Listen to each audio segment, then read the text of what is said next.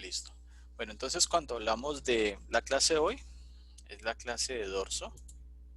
Entonces cuando hablamos de dorso, a ustedes ¿qué me pueden decir del dorso? O sea, una palabrita de lo de dorso. ¿Qué puedo encontrar en el dorso? La columna vertebral. Columna vertebral, muy bien. ¿Qué más puedo encontrar en el dorso?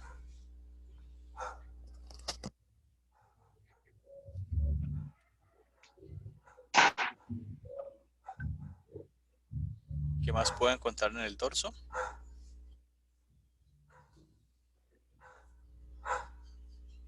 ¿El dorso dónde está ubicado?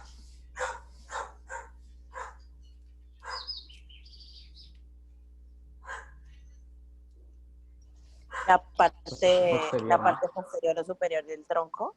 La parte posterior del tronco, que es todo largo. Bueno, entonces cuando nosotros hablamos de dorso, vamos a hablar de toda esta región. Esta región corresponde a lo que nosotros normalmente conocemos como la espalda y hablamos de dorso. Entonces en el dorso vamos a ir desde lo más superficial hasta lo más profundo. Entonces vamos a ir desde los músculos y vamos a terminar en las vértebras, que hacen parte de una estructura que se llama la columna vertebral. Recuerden que cuando vimos la primera clase nosotros hablábamos de un esqueleto axil y un esqueleto apendicular. Y cuando hablábamos del esqueleto apendicular, hablábamos que el esqueleto apendicular está conformado por los miembros superiores y los miembros inferiores, y el esqueleto axil está conformado por la cabeza y el tronco. Entonces el tronco se va a dividir en dos partes. Entonces, tronco. En la parte anterior voy a encontrar el tórax y el abdomen. Y en la parte posterior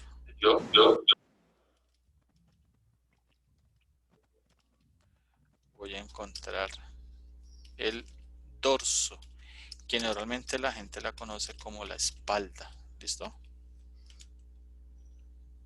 Bueno, muy bien. Entonces, en el dorso vamos a ir desde lo más superficial a lo más profundo en términos de músculos. Estos músculos van a actuar sobre una región que va a ser la región del hombro, aquí, o en toda esta región que la denominamos la región escápulo-torácica. Y también pues, vamos a actuar sobre unas estructuras que ubico en la parte anterior del tronco, que serían las costillas. Bueno, entonces estos primeros músculos que veo aquí corresponden a los músculos del plano superficial. Entonces en términos de músculos,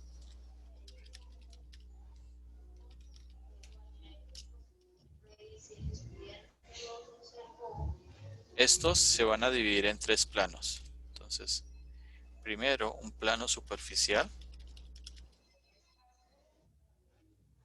segundo un plano intermedio y tercero un plano profundo. Entonces, estos dos primeros músculos que voy a señalar hacen parte del plano superficial del dorso. Este es un músculo grande, es un músculo ancho, se llama el latísimo del dorso. Entonces, hagámosle el chancuco.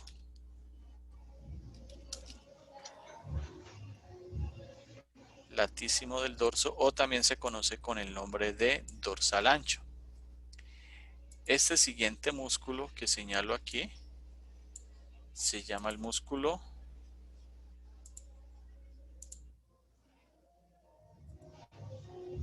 trapecio.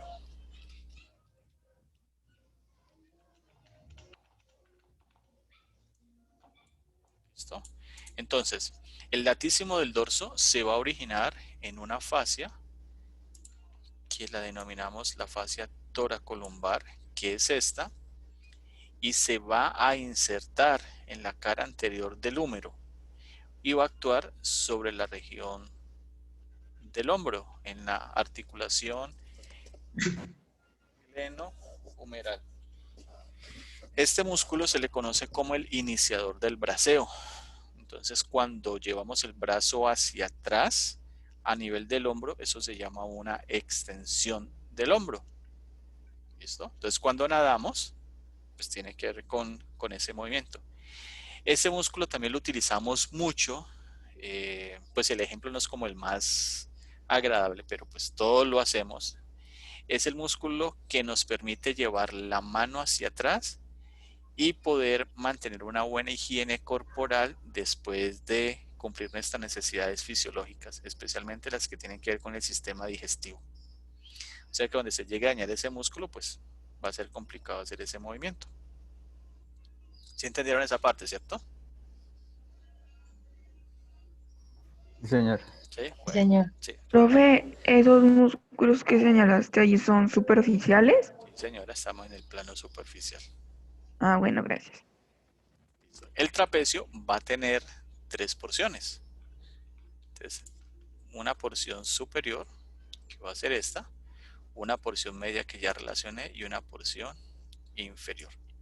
La porción inferior va a compartir su origen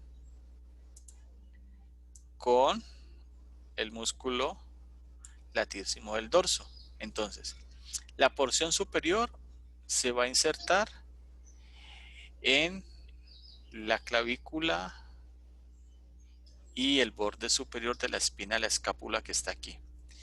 Cuando se contrae, hace que los hombros vayan hacia arriba, o sea que es un músculo, perdón, es un músculo elevador de los hombros de manera sinergista. Las fibras medias van a permitir que sus bordes mediales se acerquen, o sea que va a ser un músculo retractor de la escápula desde el punto de vista de ser sinergista. Y la parte inferior, que sería esta, va a hacer que la escápula haga un movimiento de rotación inferior. Por ejemplo, cuando nos vamos a rascar la espalda en la parte inferior. ¿Listo? El latísimo, pues ya les expliqué qué hace. Entonces, estos son los dos músculos del plano superficial. Ahora nos vamos a los músculos de un plano intermedio. Entonces aquí los tengo. Este primer músculo que señalo aquí se llama el músculo serrato posterior inferior.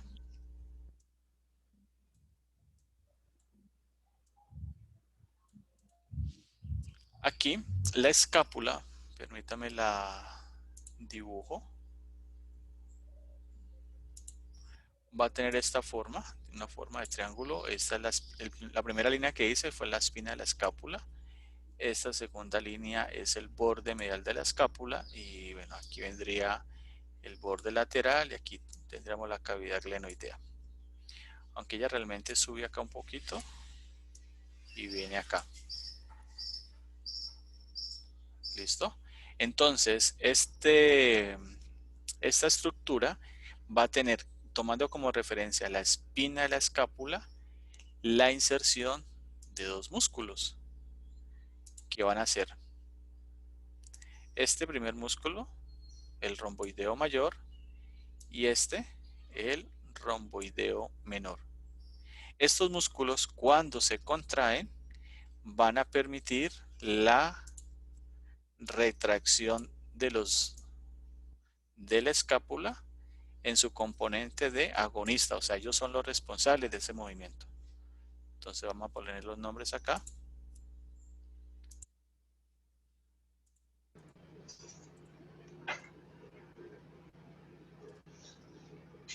romboideo mayor.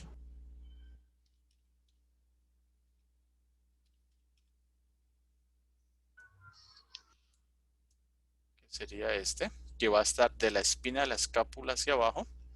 Y el que está en la parte superior sería el romboideo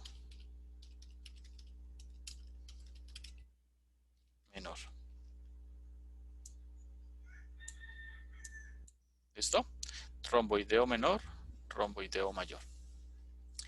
La escápula va a tener un ángulo que se llama el ángulo superior de la escápula, que lo voy pues, a señalar aquí, que aquí también lo voy a tener, y de él sale un músculo que se llama señalémoslo aquí, elevador de la escápula.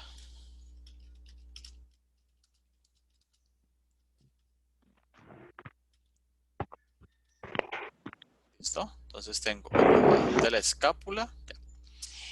Y medial a él tengo este par de músculos. Los voy a proyectar hacia acá abajo. Este que está lateral y este que está más medial. Entonces, el lateral se va a llamar esplenio de la cabeza. Perdón, esplenio del cuello. Corrijo.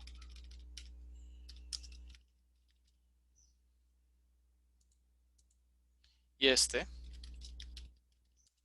esplenio de la cabeza. ¿Listo? Entonces ya tengo los músculos del plano intermedio. Esplenio de cabeza, esplenio de cuello, elevador de la escápula, romboideo menor, romboideo mayor y serrato posterior e inferior. Si yo tengo un serrato posterior e inferior, ¿qué me haría falta? ¿O qué debería de tener?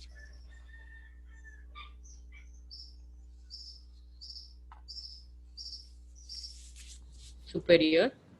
Voy a tener un serrato posterior superior. Entonces voy a bajar aquí. Voy a borrar todo esto.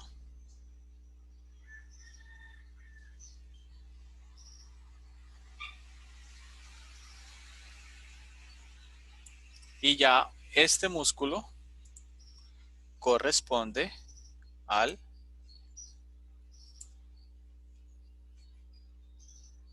¿qué pasó aquí? Corresponde al músculo serrato posterior superior.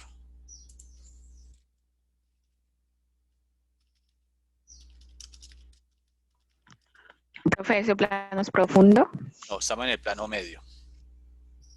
Todavía. Ah, ok. Sí.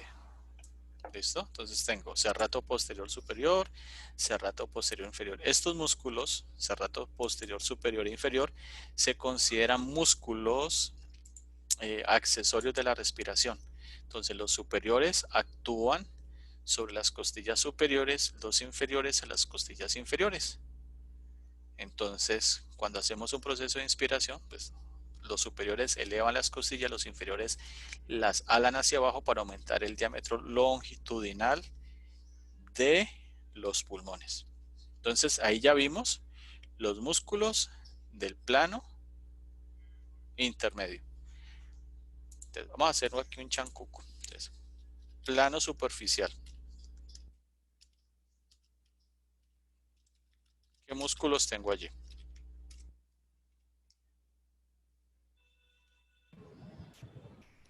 Latísimo del dorso. Trapecio. Latísimo.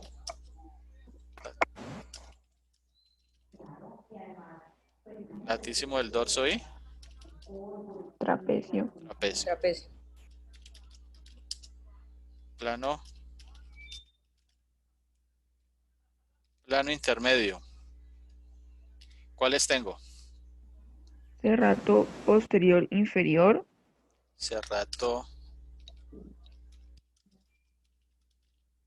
posterior inferior. Romboideo menor. y mayor. Falta uno, serrato posterior superior, romboideos,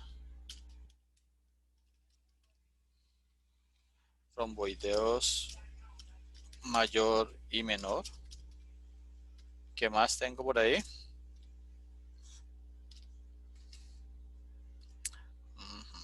¿Cuáles tengo por ahí? Romboideos mayor y Elevador menor. de la escápula, El elevador de la escápula. esplénio del cuello y esplénio de la cabeza, Escápula. Esplenio del cuello.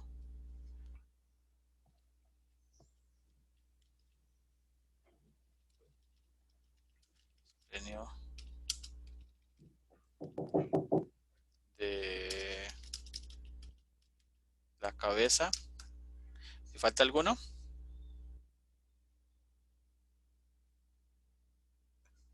no, profe. Ahí están todos. Entonces vamos al plano. Bueno, dejémoslos allí. Ahora les escribo los del plano profundo. ¿Listo? Estos son los músculos del plano superficial y del plano medio que ya lo vimos. Ahora vamos a ir a un plano profundo. Entonces, aquí. En este plano profundo voy a tener un grupo de músculos que los voy a identificar como unos músculos que son longitudinales. Aquí los señalo, todos estos. Y esos músculos se llaman los erectores de la espina. Entiéndase espina como la columna. Entonces ellos les voy a hacer como dónde están ubicados ellos para que los podamos entender. Arrancan aquí, se van por todo este borde y llegarían por aquí.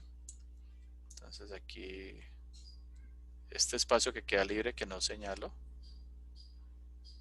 entonces descienden acá. ¿Listo? Pues todo este espacio corresponde a los músculos erectores de la espina. Esos músculos van a estar conformados por 3 músculos organizados en pares. Entonces el músculo más lateral sería este, y este se llama el músculo iliocostal.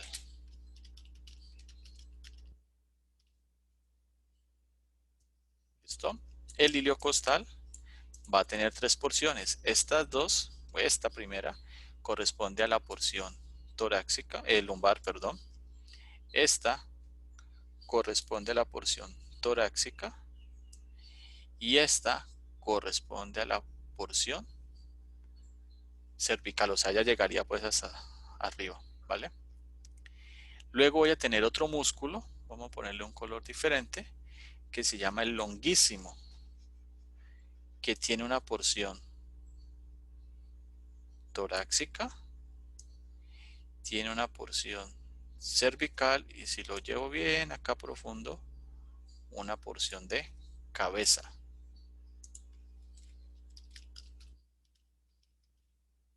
Longuísimo.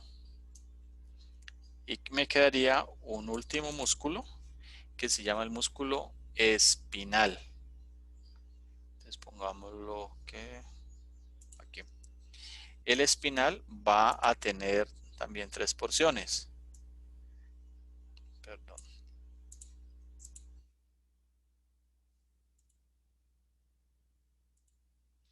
Una porción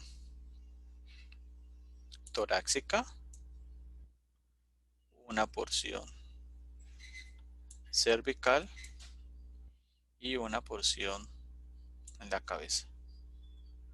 Pero espere que se lo señale mal.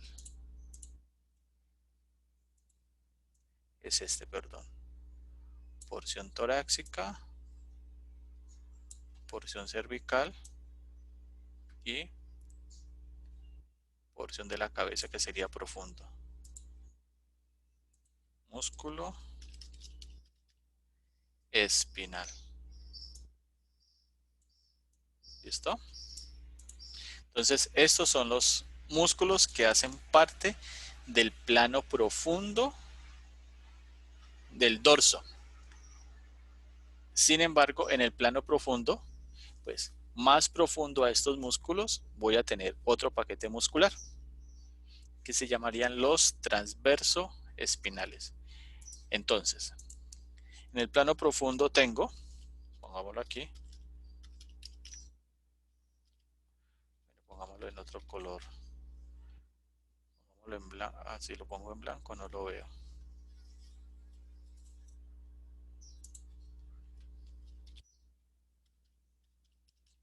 Plano profundo, entonces tengo el músculo erector de la espina.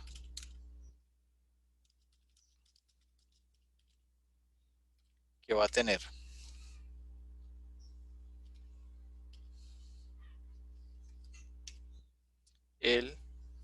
¿cuál sería? Iliocostal. ¿Cuál sería el otro? Espinal. El espinal. ¿Y el otro? Y longuísimo. Longuísimo.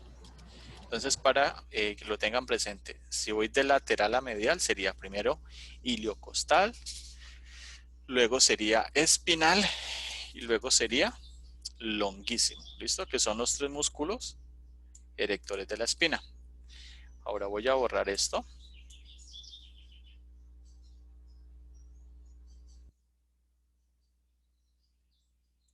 Y me voy a ir al plano profundo, o sea, más profundo aún que el erector de la espina. Entonces regreso acá. Resulta que en este plano voy a tener unos músculos que se llaman los transverso espinales.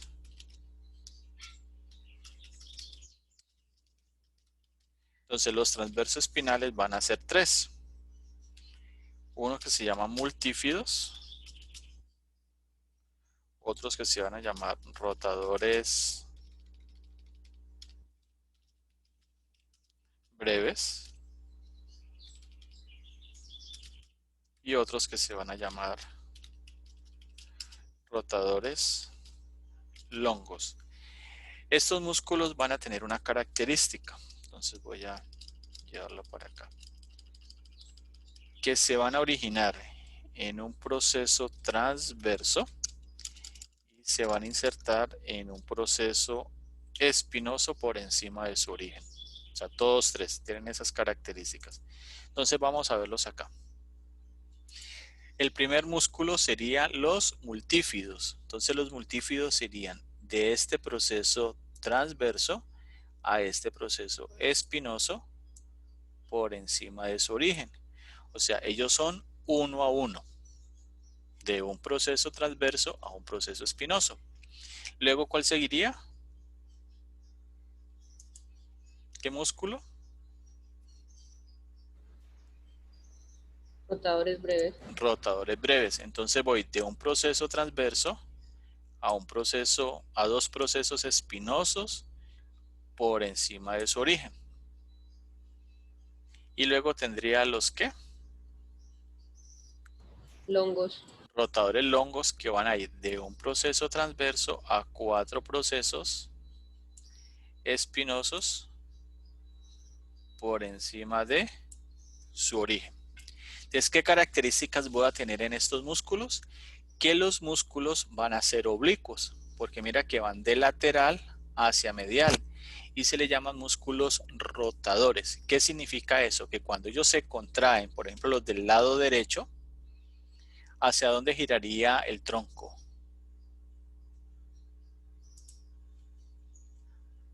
Hacia este lado o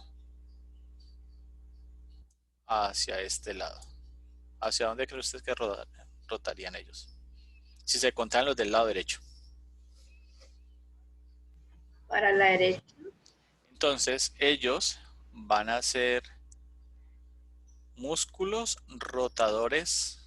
Si van hacia el mismo lado, ¿cómo le llamo? Homolaterales. ¿Listo? O sea, se contraen y giro hacia el lado de los músculos donde se contrajeron. Porque mira dónde está la inserción y mira dónde está el origen. Entonces recuerda lo que nosotros hemos visto en la primera clase, que la inserción va hacia el origen. Entonces cuando se contraen, gira. Tenga presente esa explicación.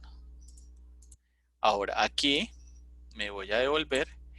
Estos músculos que yo señalo arriba se llaman los músculos semiespinales de la cabeza, aquí y acá.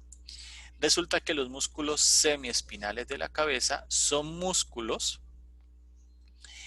que están clasificados en el plano profundo, o sea, como los transversos espinales, y segundo, dicen que van a hacer un movimiento de rotación, como ellos. La segunda parte sí lo hace, la primera no está. Entonces, ¿usted le ve algo de inclinado a estas fibras? ¿A esto usted le ve algo de inclinado?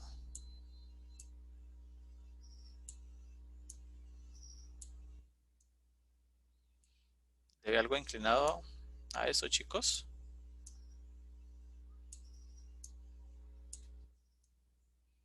¿Hay diferencia entre esta orientación de fibras y esta orientación de fibras?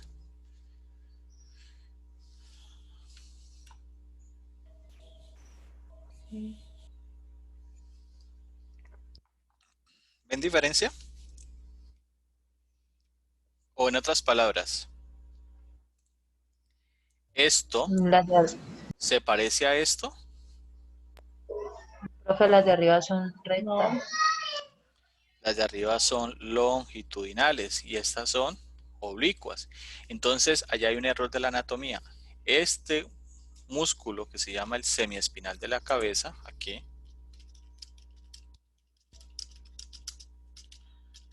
está mal descrito. ¿Listo? Porque ese músculo, primero, ni es del plano profundo y segundo, no tiene fibras oblicuas. O sea, está mal descrito. También lo describen como un rotador heterolateral, que significa que si se contraen los del lado derecho, iba a girar hacia la izquierda. Pues no, es un rotador homolateral al igual que estos. Entonces, bueno, hasta allí pregunta, chicos.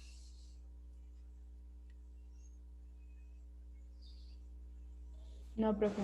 Bueno, entonces con eso vimos la primera parte de la clase que corresponde a los músculos del dorso.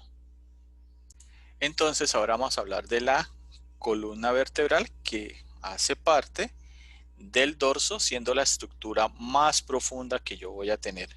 De la columna vertebral, ¿qué puedo decir? ¿Qué me pueden decir ustedes? Se divide en tres. Se divide en tres. ¿Cuáles serían las divisiones? Cervical, dorsal y lumbar. Ah, bueno, y tiene sacro también. Tiene coxígea, te faltaron dos. Ujú. Dale, ¿qué más puedo decir de la columna vertebral?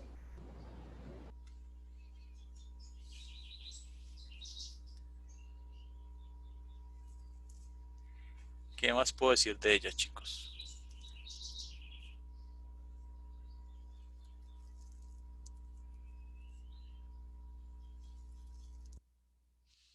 ¿Qué cosas? O sea, una palabrita de la columna vertebral. Que tiene 7 vértebras cervicales. Listo, 7 vértebras cervicales. Otra persona que me diga algo de ellas.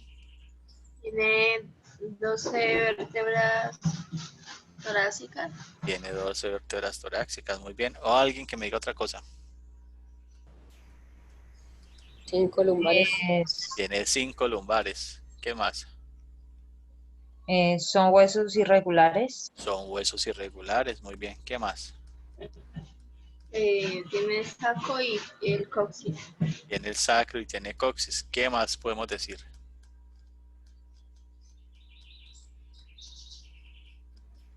La estabilidad. La estabilidad. Bueno, entonces la columna vertebral, todo lo que ustedes han dicho es cierto.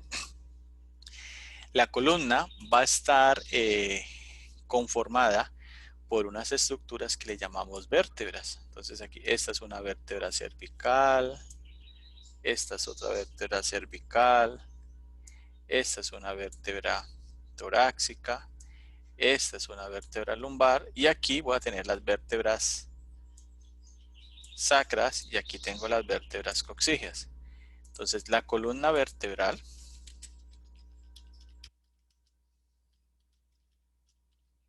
va a estar conformada en términos de vértebras por 33 vértebras que se van a clasificar así: 7 cervicales, 12 torácicas, 5 lumbares, 5 sacras y 4 coxígeas. Si sumo, me van a dar 33. Si hablo en términos de huesos, la columna vertebral va a tener 26 huesos, que van a ser 7 huesos cervicales, 5 huesos torácicos, 5 huesos lumbares, un hueso sacro y un hueso coxígeo. ¿Entienden esa diferencia allí?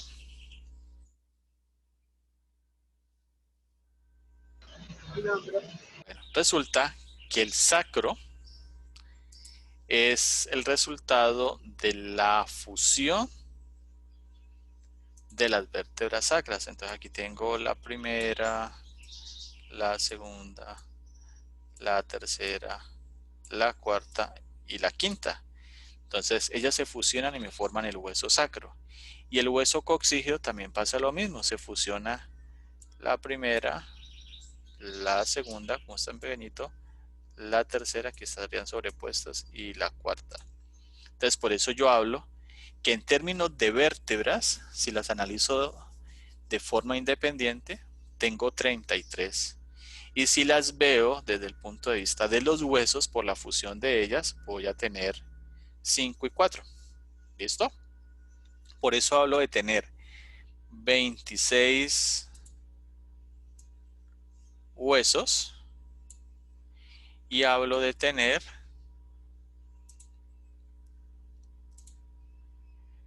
33 vértebras. ¿Listo? Bueno, la columna va a tener una vista anterior, que sería esta, donde voy a identificar los cuerpos vertebrales que no son palpables en el vivo. Va a tener una vista lateral, donde voy a identificar unas curvas. Y va a tener una vista posterior, donde puedo palpar estas salientes, que se llaman los procesos espinosos. Yo los puedo palpar. Y en algunas personas que son delgadas, puedo palpar hasta los procesos transversos. ¿Listo? Lo que sí no puedo palpar, por muy delgado que yo sea, son los cuerpos vertebrales, porque los cuerpos vertebrales van a estar ubicados en la parte posterior de la cavidad torácica y de la cavidad abdominal. Entonces yo no puedo palpar eso, por más flaco que sea. En ocasiones tampoco se puede palpar los procesos espinosos porque hay personas que tienen mucha masa muscular o tienen mucho tejido adiposo y no los puedo palpar. Ahora, la columna vertebral va a tener unas curvas y esas curvas las vamos a interpretar desde dos conceptos. Desde la morfología, o sea, desde la ciencia a la cual pertenece la anatomía, tenemos una curvatura que ya denominamos curvatura primaria, que sería esta, y vamos a hablar de una curvatura que es la curvatura secundaria. Entonces la curvatura primaria corresponde a la curvatura torácica. La curvatura secundaria corresponde a la curvatura lumbar. Desde el punto de vista de la morfología. Sin embargo, en clínica vamos a hablar no de curvatura primaria ni de curvatura secundaria, sino que vamos a hablar de una cifosis torácica y una cifosis pélvica o sacrocoxígea y de una lordosis cervical y de una lordosis lumbar. ¿Entienden esa diferencia?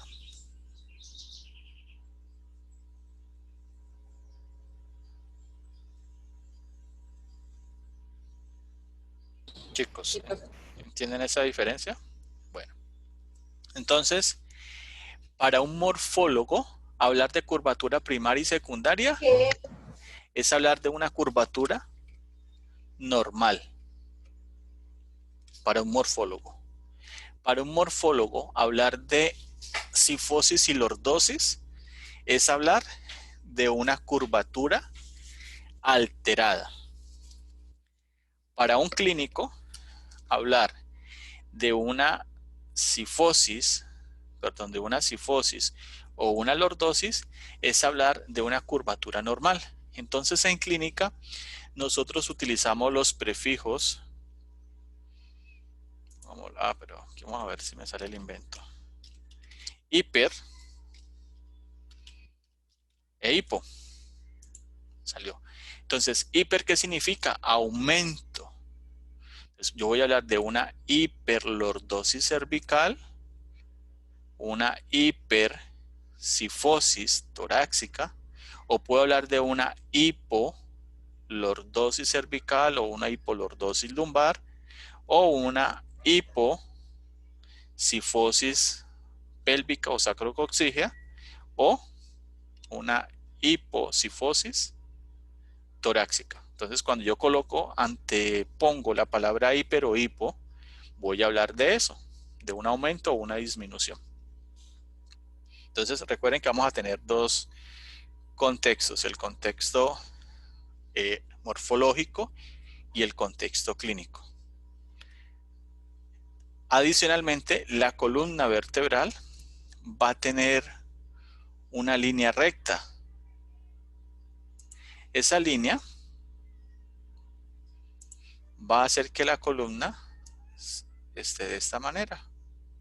Entonces, cuando la columna se inclina hacia un lado, porque ella puede formar una estructura así como en forma de S, a esa inclinación le vamos a llamar una escoliosis. Entonces la escoliosis va a ser un ángulo que se me va a formar, por ejemplo, entre esto y esto. Entonces a ese ángulo le vamos a decir una escoliosis. Entonces, para algunos hablar de escoliosis va a decir, no, es funcional. Si no estoy mal, es de menos de 20 grados de inclinación. Y otros dirán, no, escoliosis sea de menos de 20 o más de 20 va a ser una desviación que va a generar algún tipo de molestia. Y yo personalmente considero lo segundo, que si está inclinado va a haber algún compromiso vascular, algún compromiso nervioso o algún compromiso funcional en la persona que la presente. De hecho, todos tenemos escoliosis por nuestra dominancia, porque somos diestros o somos siniestros. Los siniestros son los zurdos, ¿no? Porque nos sentamos mal, nos paramos mal, nos acostamos mal, etcétera, etcétera. ¿Listo? ¿Te vamos bien ahí, chicos? ¿Preguntas? Bueno, entonces, la columna, entonces ya borro todo esto. Menos mal que esto queda grabado.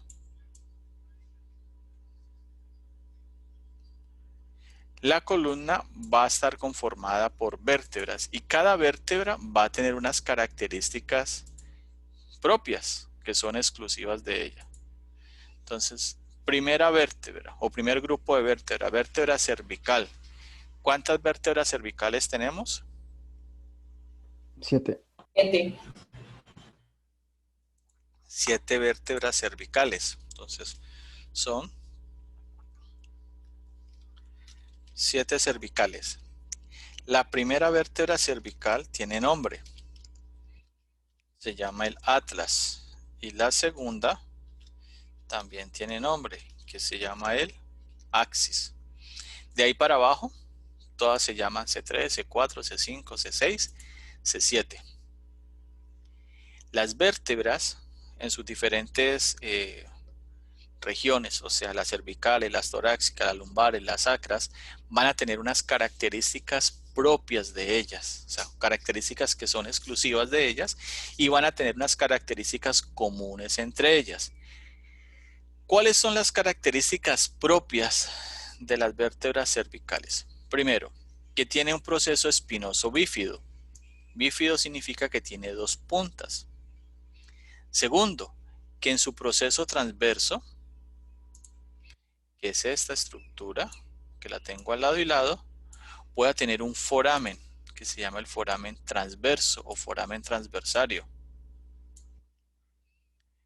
Tercero, que su foramen vertebral, o sea, este, es mucho más grande en proporción al cuerpo vertebral. ¿Listo? Entonces, estas son las características de las vértebras cervicales. ¿Qué características tiene similares a las demás vértebras? Bueno, entonces miremoslas. Tiene, pongámosle otro color, un cuerpo vertebral. Tiene un proceso espinoso, bífido o no, pero lo tiene. Tiene láminas, que son estas. Tiene carillas articulares superiores. Si tiene carillas articulares superiores, luego va a tener carillas articulares inferiores. Tiene un proceso transverso, que ya se lo señalé. Y que tiene un foramen vertebral. Entre las láminas, que son estas estructuras, estas que señalo aquí, y el cuerpo vertebral, que es este, voy a encontrar un espacio. Aquí lo voy a señalar aquí, que se llama el pedículo, que es este al lado y lado. Ok, lo voy a ver aquí. El pedículo me va a delimitar en una vértebra superior, y en una vértebra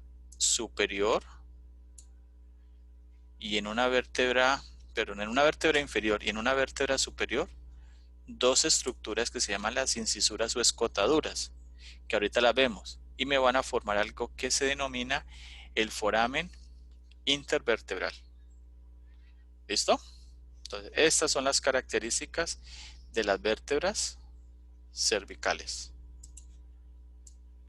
Dentro de ellas, la primera y la segunda también tienen unas características propias. ¿Cómo se llama la primera vértebra cervical? Atlas. El atlas. Entonces les presento al atlas. El atlas va a tener dos estructuras a reconocer. Bueno, dos no, varias. Esta estructura se llama el arco posterior del atlas, esto. Y esto es el arco anterior del atlas. Mira que su foramen vertebral es un foramen grande. ¿Y por qué es un foramen grande?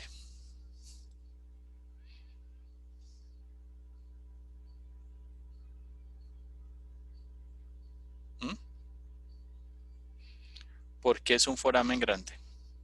¿Por qué creen?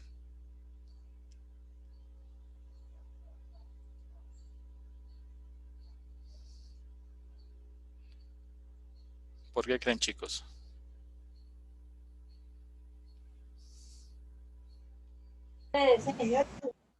¿Cómo?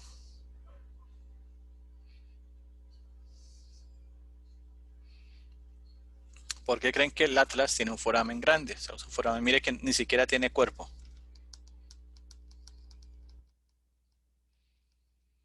Si ustedes recuerdan, aquí a nivel de la cavidad interna o la base interna del cráneo, hay una estructura que tiene una figura así, una saliente así y algo así,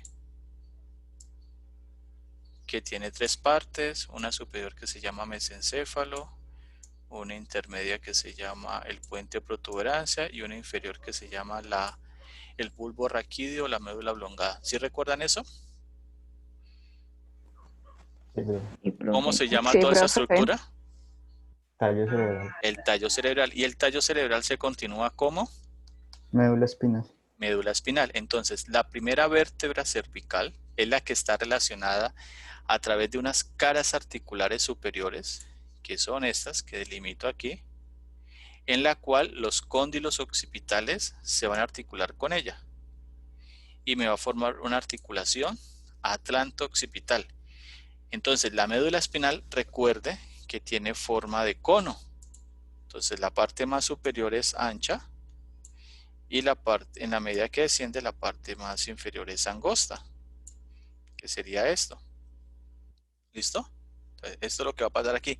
Por eso las vértebras cervicales, su foramen vertebral es grande, es ancho, porque en la medida que va descendiendo la médula espinal, pues se va cambiando la proporción entre cuerpo y foramen y se hace más pequeño. ¿Listo? ¿Qué más voy a tener de la vértebra del atlas? Entonces, su foramen transverso, característico de las vértebras cervicales, su proceso transverso y pare de contar. ¿Listo? Bueno. ¿Cómo se llama la siguiente vértebra? Axis. El axis. ¿Y el axis corresponde a qué?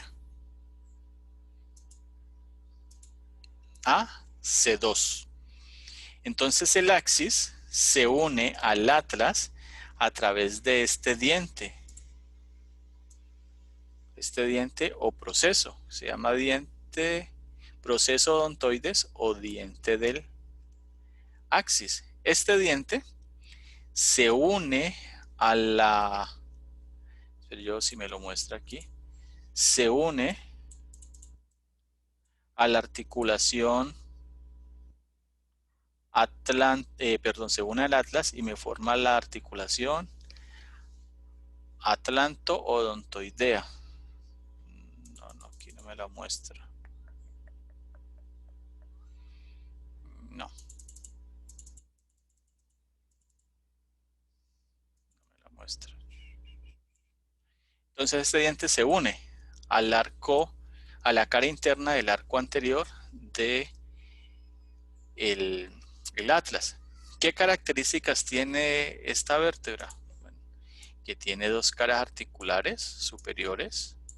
Acá va a tener sus caras articulares inferiores. Tiene su foramen transverso. Tiene su proceso transverso. Tiene su foramen vertebral.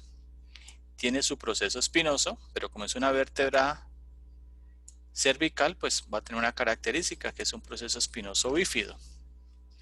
Va a tener su lámina, que la veo acá, que luego se va a continuar como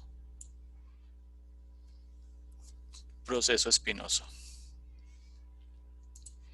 Listo. ¿Qué vértebra seguiría en grupo de vértebras? La C3. Bueno, C3 sería una vértebra cervical, ya sería vértebras típicas. En grupo de vértebras, ya evacuó las 7... Las torácicas. Las torácicas. Entonces veamos características de una vértebra torácica. Entonces aquí tengo la vértebra torácica. Las vértebras torácicas, al igual que las vértebras cervicales, van a tener características propias de ellas, al igual que las cervicales. Entonces, ¿qué característica tiene?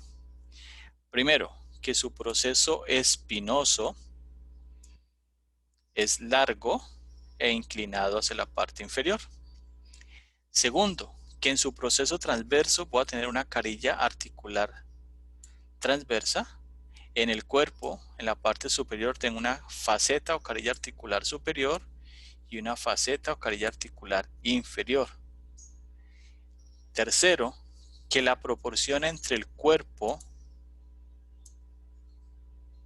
y el foramen vertebral es mayor el cuerpo al foramen. ¿Y por qué es mayor? Porque ya va descendiendo, lo que les explicaba ahorita. ¿Qué estructuras tiene normales o comunes las vértebras torácicas a las demás vértebras? Que va a tener un proceso espinoso, tiene un proceso transverso, tiene dos carillas articulares superiores. Aquí tengo las carillas articulares inferiores. Voy a tener el pedículo, tengo el cuerpo, el foramen vertebral, tengo la lámina. Entonces recuerden que el pedículo es este espacio que va a permitir la unión de las láminas al cuerpo. Y aquí ya puedo identificar esta estructura que se denomina la incisura o escotadura vertebral superior, y aquí tendría la incisura o escotadura vertebral superior. Entonces se uniría con otra vértebra y me formaría el foramen intervertebral. Y pregunta, ¿por qué tiene esta carilla articular en el proceso transverso y en su cuerpo vertebral? ¿Por qué las tiene? ¿Con qué estructuras se relaciona la vértebra torácica?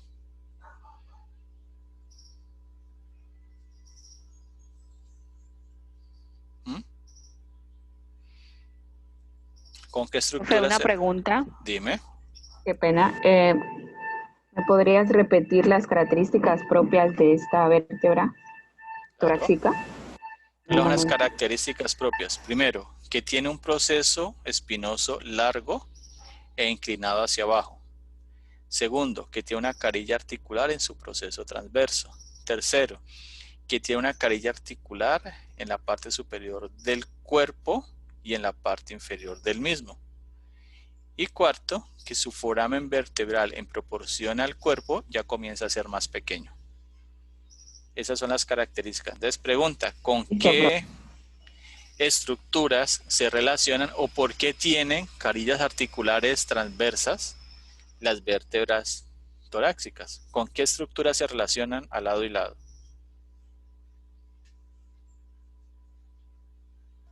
Con las costillas. Con las costillas. Muy bien. Entonces, por eso tenemos las carillas articulares transversas, porque aquí se va a articular el tubérculo costal y aquí las carillas articulares presentes en la cabeza de la costilla. Cuando lleguemos allá lo vamos a entender mejor. Luego de esto, ¿qué grupo de vértebras seguiría? Lumbares. Las vértebras lumbares.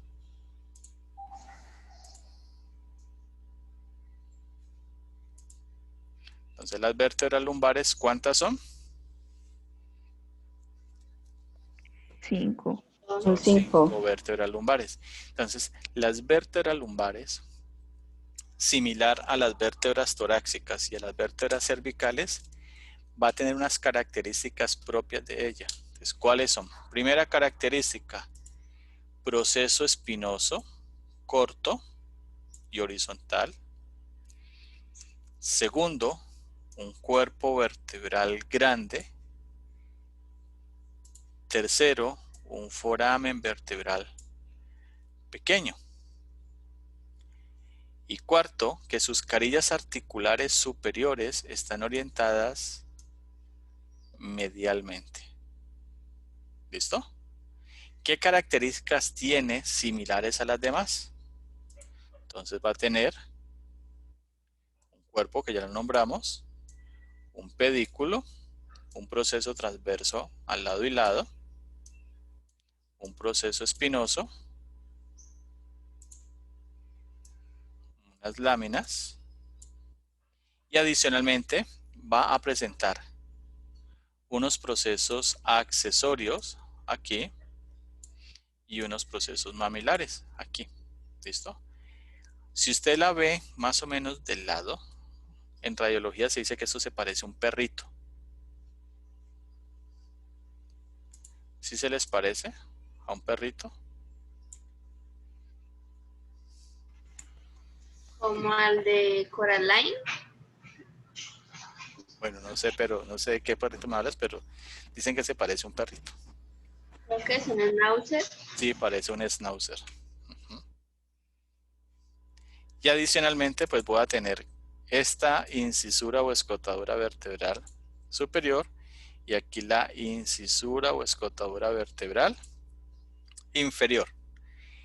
Por aquí, ¿qué foramen se va a formar con la vértebra que esté inferior a ella?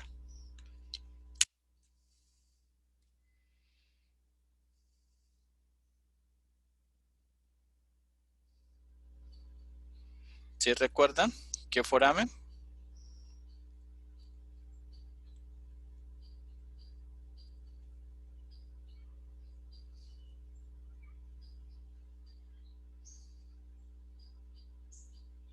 ¿Sí recuerdan, chicos?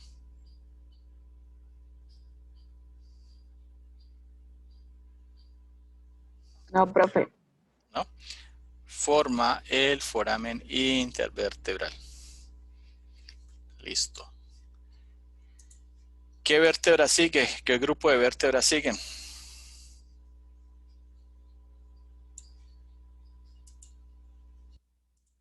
Las vértebras sacras Sacra. y las vértebras coxígeas. ¿Listo? Entonces aquí tengo el hueso sacro y aquí tengo el hueso coxígeo. ¿Recuerdan por qué hablamos de hueso sacro? ¿Y recuerdan por qué hablamos de hueso coxígeo?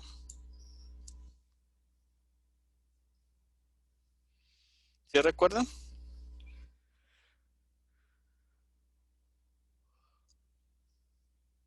¿Lo recuerdan, chicos?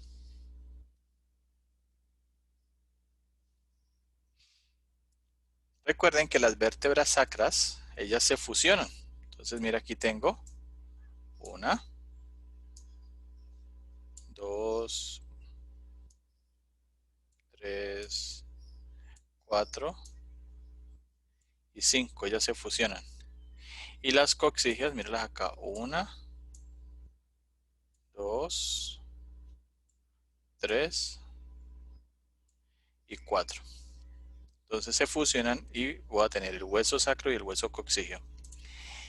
El hueso sacro va a tener dos caras, una cara posterior o cara glútea y una cara anterior o cara pélvica.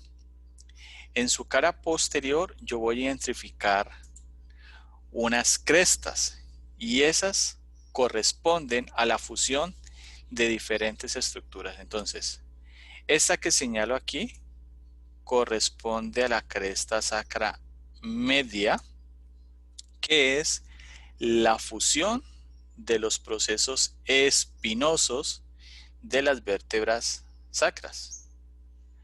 Voy a tener unas crestas a este lado que va a corresponder a las crestas sacras laterales que corresponden a la fusión de los procesos transversos, y entre las dos, entre la media y la sacra, la lateral, perdón, voy a tener la cresta sacra intermedia que corresponde a la fusión de los procesos articulares superiores e inferiores. En total, ¿cuántas crestas tengo?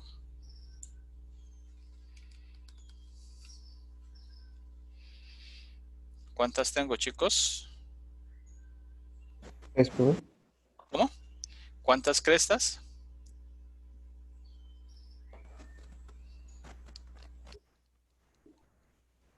¿Cuántas en total? 5. Tengo 5. Una cresta sacra media, 2 crestas sacras intermedias y 2 crestas sacras laterales. Tanto en la cara pélvica como en la cara glútea voy a tener unos forámenes. Se llaman los forámenes sacros, que pueden ser pélvicos o pueden ser dorsales. ¿Listo? En su cara anterior, la parte superior de el sacro corresponde al cuerpo de la primera vértebra y a esta estructura la vamos a llamar el promontorio.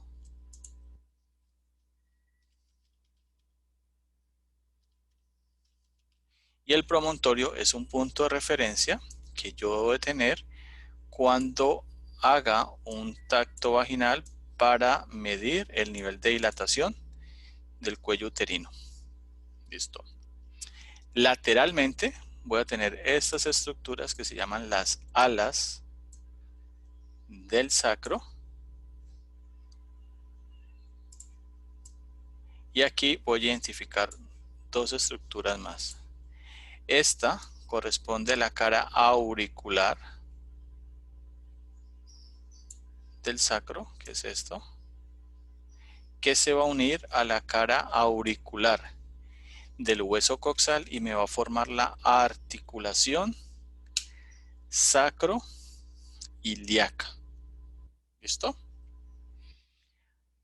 También en el sacro debo identificar los cuernos del sacro, que son estos, y las astas o cuernos de el coxis. Entre los cuernos del sacro voy a tener el hiato sacro. Y acá, en ese espacio, entre el cuerpo vertebral y estas crestas, pues voy a tener el canal vertebral. Listo, chicos. Bueno, hacemos un break allí. En la columna yo voy a encontrar un tipo de articulaciones. Entonces, resulta que la columna vertebral entre un cuerpo y otro cuerpo va a presentar algo que se llama el disco intervertebral, que va a ser este.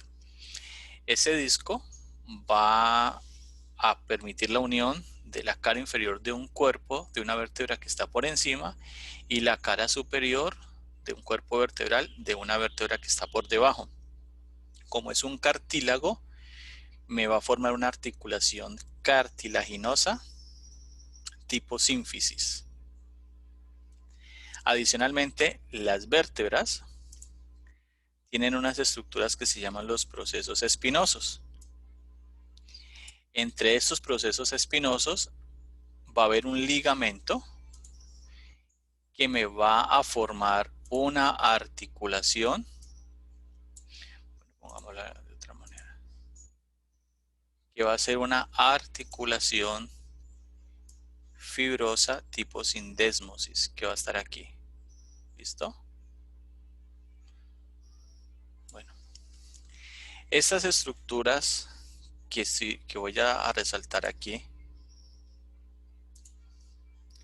¿cómo se llaman?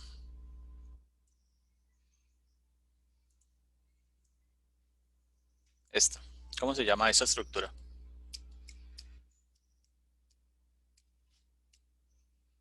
¿Recuerdan?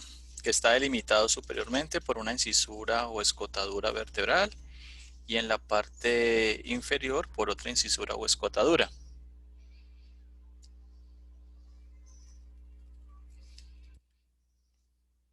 ¿Sí lo recuerdan? Bueno, se llama el foramen intervertebral y por ese foramen salen unas estructuras que vienen de la médula espinal, porque entre las vértebras, recuerden que hay una parte que se llama el foramen vertebral, y ese foramen vertebral, cuando se une con todos los forámenes vertebrales, delimita algo que se llama el canal vertebral. Por ahí pasa la médula espinal, también le llaman canal medular. Entonces veamos. Antes de ir allá, les quiero mostrar algo para que lo tengan presente. En los cuerpos vertebrales vamos a tener hacia la periferia, aquí, un anillo que se llama el anillo fibroso. Entonces, este anillo va a delimitar lateralmente un cartílago que corresponde al disco intervertebral. ¿Listo? Que es este que tengo aquí. Entonces resulta que los cuerpos vertebrales van a estar delimitados por la parte posterior por un ligamento que se llama ligamento longitudinal anterior y un ligamento longitudinal posterior. Estos ligamentos entonces los voy a encontrar por aquí y lo voy a encontrar por acá. Y le dejan al disco intervertebral la única opción de salir cuando falla cuando se rompe el anillo, que es salir por aquí. ¿Listo? Es cuando sale, coincidencialmente, va a relacionarse con el foramen intervertebral. Y por el foramen intervertebral va a salir unos nervios que vienen de la médula espinal. ¿Listo? Entonces permítame un momento. Entonces la médula espinal, recuerden que es la continuación ¿de qué? Tallo cerebral. Del tallo cerebral. Entonces veamos aquí.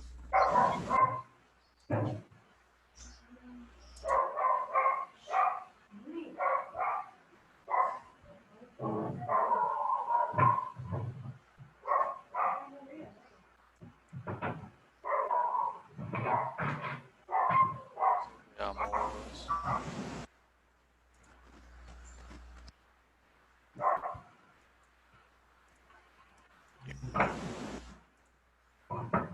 Entonces mira, aquí retiro. Entonces voy acá y mira la médula espinal. Entonces la médula espinal, recuerda que dijimos que en la parte superior era más ancha. Entonces aquí la vemos. Pongámoslo con otro color. Mira que es más ancha. Y a la altura de la primera y la segunda vértebra lumbar, ella deja de ser médula espinal y se convierte en cola de caballo, que va a continuar con unos filetes hacia la parte inferior. Entonces, pero hago un acercamiento mejor de ella. Miremoslo aquí en la región lumbar.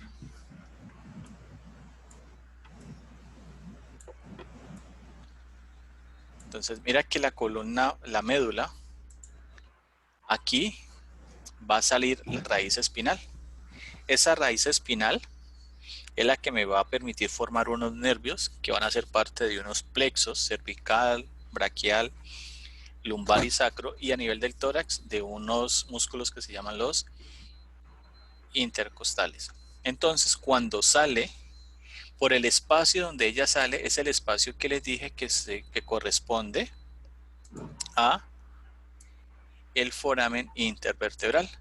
Entonces, como esta es la vista posterior, recuerden que les decía que el núcleo sale y cuando sale toca esos bordes, rompe el anillo y sale y toca el nervio. Y a eso lo que le llamamos hernia de disco o HNP, hernia de núcleo pulposo. ¿Listo? Adicionalmente, la médula espinal, ella va a estar cubierta por un tejido. Como es la prolongación del tallo cerebral, el tallo cerebral va a tener las meninges que la cubren. ¿Y cómo se llaman las meninges?